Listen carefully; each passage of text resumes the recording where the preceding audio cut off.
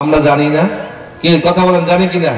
আপনি আমি যদি বলি আমাদের একবারে কাছে জিলগুনিয়া পিসা হুজুর, আপনি যান মোকামিয়ার পিসা হুজুর হাসনা পাগলা রহমাতুল্লাহ আলাইহি, তার ইতিহাস আপনারা আমরা অনেক গল্প শুনেছি, আমি দেখি নাই, আব্বার কাছে অনেক গল্প শুনছি যে মোকামিয়া হুজুর যদি কোনো মাহফিলে আসতেন আর বলতেন যে হুজুর একটু দোয়া করেন, আমাদের এলাকায় বৃষ্টি হয় না, আছে না?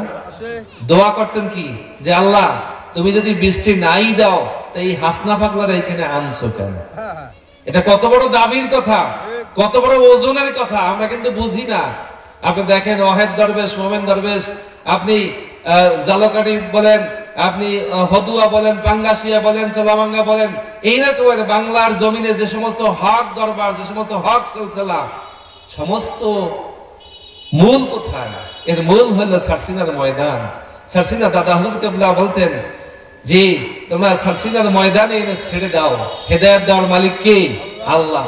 বর্তমান হুজুর কেবলা যে গত কালকে না পরশুদিন একটা ভিডিও আমি দেখতেছিলাম, হুজুর কেবলা বলেছেন যে হেদায়েত কিন্তু দেওয়ার মালিক কোনো পীর না, হেদায়েত দেওয়ার মালিক কোনো মানুষ না, আল্লাহ পাক হেদায়েত দিবেন। তবে আপনাকে আমাকে কোশিশ করতে হবে, চেষ্টা করতে হবে, এই পথে হাঁটতে হবে। আমরা যে বলি তরিকা, তরিকা শব্দটি আরবি, এর বাংলা হলো কি? বাংলা হলো পথ, রাস্তা, পথ। সিলসিলা, সিলসিলা মানে হলো যে শিকল, শিকল, জিনজিরা, যে একটার সাথে একটা লাগানো আছে। আমরা যে সিলসিলা বলি যে সারসিনা সিলসিলা, এই সিলসিলার সাথে আপনার আমার শায়েখের সিলসিলার সাথে একবারে সাইয়েদনা মুহাম্মদ রাসূলুল্লাহ সাল্লাল্লাহু আলাইহি ওয়াসাল্লাম পর্যন্ত শিকলের মতো একটার সাথে একটা জড়ানো আছে। এটা কিন্তু আমরা অনেকে জানি না।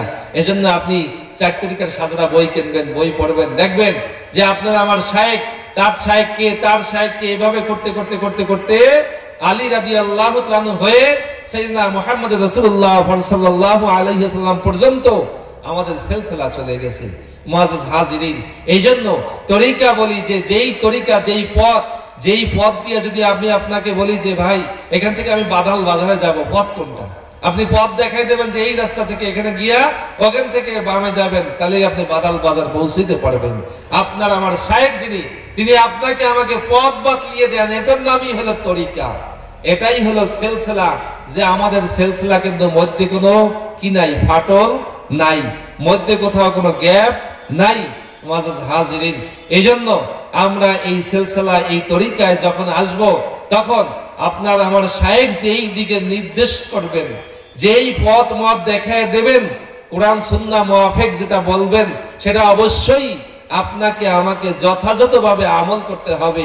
আর যদি সেই আমল না করতে পারি, তাহলেই কিন্তু আল্লাহ পাক রব্বুল আলামিন আপনাকে আমাকেও কামিয়াব দান করবে। মুআজ্জাজ হাজিরিন, এজন্য এই সিলসিলায় আসলে আপনাকে আমাকে জিকিরের তালিম নিতে হয়। আমরা অল্প সময় জিকির করেছি।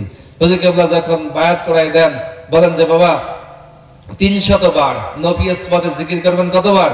300 বার। আর ইসমে জাতে জিকির করবেন 500 বার। এটা হলো প্রথম সবক। এই প্রথম সবক নিয়েই কিন্তু আমরা পড়ে থাকি, তাও কিন্তু আমরা নিয়মিত পড়ি না। এজন্য এই তরিকাতের নিয়ামত পেতে হলে, এই সিলসিলার নিয়ামত পেতে হলে আপনাকে আমাকে অবশ্যই এই জিকির ফিকির বেশি করতে হবে, এই জিকিরের মধ্যে থাকতে হবে। এই জিকিরে যত আপনি বাড়াবো, আমি যত জিকিরকে বাড়াইতে পারবো, তত আপনার আমার কলব পরিষ্কার হবে এবং আল্লাহ পাক রব্বুল আলামিনের মুহাব্বত, তার নৈকট্য আমরা হাসিল করতে পারবো। কেন? রাসূল পাক সাল্লাল্লাহু আলাইহি ওয়াসাল্লাম বলেছেন, বুখারী শরীফের মধ্যে আসছে, আশ-শাইতানু জাসিমুন আলা কলবি ইবনে আদম ফাইজা যাকারাল্লাহ ফানাসা ওয়া ইজা গাফালা ওয়াসওয়াসা, কামা ক্বালা আলাইহি সাল্লাতু ওয়াসসালাম। আল্লাহ রাসূল সাল্লাল্লাহু আলাইহি ওয়াসাল্লাম বলেছেন, আশ-শাইতানু জাসিমুন আলা কলবি ইবনে আদম, যে শয়তান, নিশ্চয়ই শয়তান চঙ্গল মেরে বসে থাকে কোথায়? প্রত্যেকটা বনি আদমের কলবের মধ্যে। একটু কথা বলেন, কোথায় বসে থাকে? কলবের মধ্যে। কলব, এখন এই কলব নিয়েও কিন্তু অনেকে অনেক রকমের কথা বলে, সেদিকে আমরা যাব না, তাদের কথা আমরা শুনবো না। আমাদের শায়েখ, আমাদের রাহবার যেদিকে নির্দেশ করেছেন, তারা কোরআন সুন্নাহর বাইরে কিন্তু বলেন নাই। কি এই কথা আপনাদের বিশ্বাস হয়? এখন যত বড় ইসলামিক স্কলার বলেন আর যত বড় ডক্টরেট ডিগ্রি বলেন, আপনার আমার মুরব্বী যিনি কুতুবুল আলম শাহ সুফি নেসারউদ্দিন আহমদ রাহমাতুল্লাহ আলাইহি, এই নামটা তো আমরা জানি। তিনি কি মূর্খ ছিলেন? তিনি কি কোরআন হাদিসের জ্ঞান ছিল না?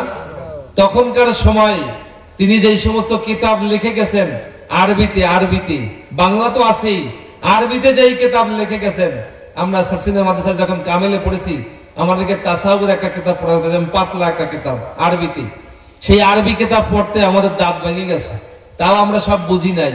নাজিরপুরি হুজুর আমাদেরকে পড়াইতেন, এমন এমন সুন্দর, এমন লফজে, এমন আরবি সাহিত্য দিয়ে হুজুর লিখেছেন। তা হুজুর কেবলা কি মূর্খ ছিলেন? তারে কোরআন হাদিসের জ্ঞান ছিল না? কোরআন হাদিস রিসার্চ করে নাই? রিসার্চ করে করে তিনি যে সমস্ত কিতাব লিখে গেছেন, এটা কোন রকমের সন্দেহ প্রকাশ করার কোনো সুযোগ নাই। এমনকি 1937 সালে দাদা হুজুর কেবলা তখনকার সময় তরিকুল ইসলাম কিতাব বাংলায়, তখন কিন্তু বাংলা ভাষার, এই দেশে বাংলা ভাষা জাতীয় ভাষা, রাষ্ট্রীয় ভাষা হয় নাই। আমার দেশের মানুষেরা বাংলা ভাষার জন্য শহীদ হয়েছে না?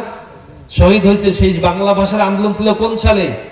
47-এ এই দেশ কি হয়েছে? ব্রিটিশ দূর হয়েছে। এরপরে 52 সালে বাংলা ভাষার আন্দোলন হয়েছে। অথচ দাদা হুজুর কেবলা রাহমাতুল্লাহ আলাইহি 1937 সালে তিনি চিন্তা করলেন যে আমার দেশের মানুষেরা, বাংলা ভাষাভাষী মানুষেরা, তারা শরিয়ত বোঝার জন্য, তারা নিজের আমলি জিন্দেগি গঠন করার জন্য, মাসলা মাসাইল জানার জন্য প্রয়োজন একটা বাংলা কিতাব। তিনি তখনকার সময় বাংলা তরিকুল ইসলাম নাম দিলেন। কি তরিকুল ইসলাম? একটু আগে বলছেন যে তরিকা শব্দ তো কি পথ, আর ইসলাম, তরিকুল ইসলাম শব্দের অর্থ হলো ইসলামের পথ। যেই পথ মতে চললে আপনি আমি ইসলামকে বুঝতে পারবো, ইসলামী শরিয়ত মোতাবেক আপনার আমার জীবন যাপন করতে পারবো, সেটাই হলো তরিকুল ইসলাম। বাংলা ভাষায় কত সুন্দর করে লিখলেন দেখেন। শিক্ষক হয়ে প্রশ্ন করেছেন, ছাত্র হয়ে প্রশ্ন করেছেন, আবার ওস্তাদ হয়ে তিনি জবাব দিয়েছেন, যাতে আপনার আমার বুঝতে কষ্ট না হয়। এই তরিকুল ইসলাম কিতাবটা কিন্তু ফেলে দেওয়ার মতো কিতাব নয়। ওলামায়ে কেরাম এটাকে ইজমা হয়েছেন যে এটা একটা ফিকার কিতাব, এ ব্যাপারে কোনো সন্দেহ নাই। এমনকি প্রত্যেকটা মাসালার পিছনে ওলামায়ে কেরাম যারা আছেন, যারা পড়ছেন, যে প্রত্যেকটা মাসালা তিনি যে সমস্ত কিতাবের হাওলা দিয়েছেন, রেফারেন্স দিয়েছেন, প্রত্যেকটা মাসালার পিছনে 2টা 3টা 4টা 5টা কিতাবের রেফারেন্স সহকারী। অতএব আপনি যে বলবেন যে না এই মাসালা বুঝি নাই, সেই রেফারেন্স যে সমস্ত কিতাবের নাম দেওয়া, আমিও কামিল ফিকা পড়ছি সারসিনা মাদ্রাসায়, সেই ফিকার কিতাব সব আমিও কিন্তু পড়ি নাই। এখনকার যে সমস্ত ইসলামিক স্কলাররা